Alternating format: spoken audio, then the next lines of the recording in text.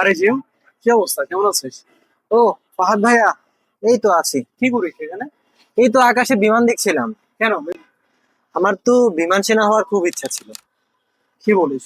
আকাশে বিমান দেখলে কি বিমান সেনা হওয়া যায় নাকি?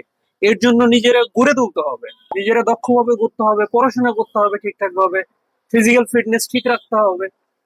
এত কিছু তাহলে কোথায় পাবো? কোথায় পাবো জানিস না? আরে, চলুন জেনে নেই কি কি লাগে। বিমান সেনা হওয়ার জন্য প্রয়োজন প্রথমেই লিখিত পরীক্ষায় সিলেক্টেড, এবং লিখিত পরীক্ষায় রয়েছে বিভিন্ন ধাপ।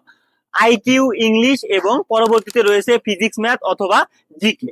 এই প্রত্যেকটি পরীক্ষায় কিন্তু আপনাকে হতে হবে আলাদাভাবে উত্তীর্ণ। রিটেনের পাশাপাশি মেডিকেলটাকেও কিন্তু তোমাকে সমানভাবে গুরুত্ব দিতে হবে।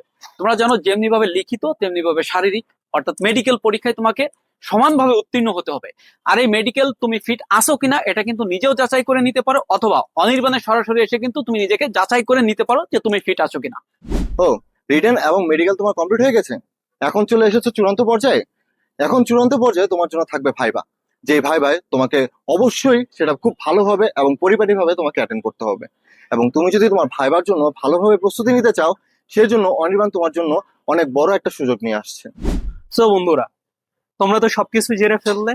সো তোমাদের যাদের পরীক্ষা বাকি রয়েছে, তোমরা কিন্তু যুক্ত হয়ে যেতে পারো আমাদের অনির্বাণের সঙ্গে।